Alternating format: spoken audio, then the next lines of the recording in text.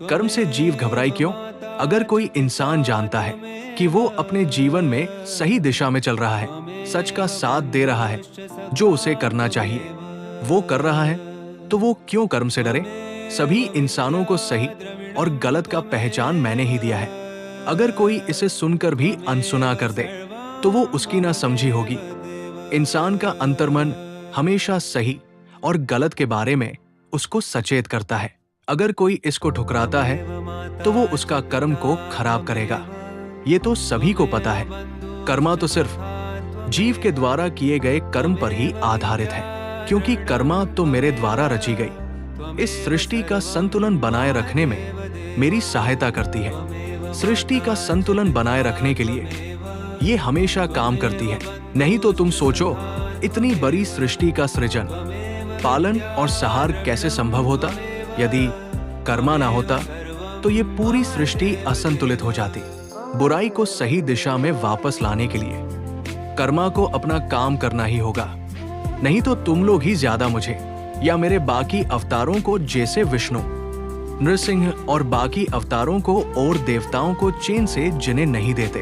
तुम लोग ही आसुरी प्रकृति के बारे में हमसे हमेशा शिकायत करते और हमें दोष देते कि हे भगवान, ये कैसी सृष्टि बनाए आपने? यहाँ अच्छे लोगों को हमेशा बुरे लोग ही क्यों मिलते हैं? तो इसलिए सखी, जो भी इस ब्रह्मांड में और हर वो जगह जो मेरे द्वारा बनाई गई, वहां कर्मा इतना महत्वपूर्ण किरदार निभाती है, इससे कोई बच नहीं सकता। इस धरती को ही देख लो। इस धरती में 84 लाख योनियों में से कोई इससे अछूता नहीं है। सभी को इसके दायरे में रहकर ही अपना जीवन यापन करना होता है। तुम आज जो भी परिस्थिति में हो, जो तुम्हारे साथ हो रहा है, तुम्हारा परिवार, तुम्हारा काम और हर वो चीज जो तुम्हारे जिंदगी में है, ये सब तुम्हारे ही कर्म से है।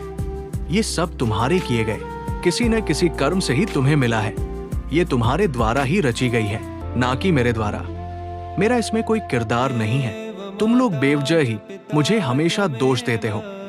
अगर तुमने अपने जीवन की कहानी अच्छे से लिखी होगी, नेक कर्मों के द्वारा, तो अभी तुम परेशान नहीं हो रही होती। कर्मों का खेल ठीक तरह से समझने के लिए पहले तुम्हें अपने मन से सभी गलत फहमियों को दूर करना होगा, तभी तुम इसे अच्छी तरह समझ पाओगी। इसको तुम लोग जितना उलझाओगे उतना ये उलझता ही जाएगा। तुम जितना इसको सरल रखोगे, तुम्हें सरल ही दिखाई देगा।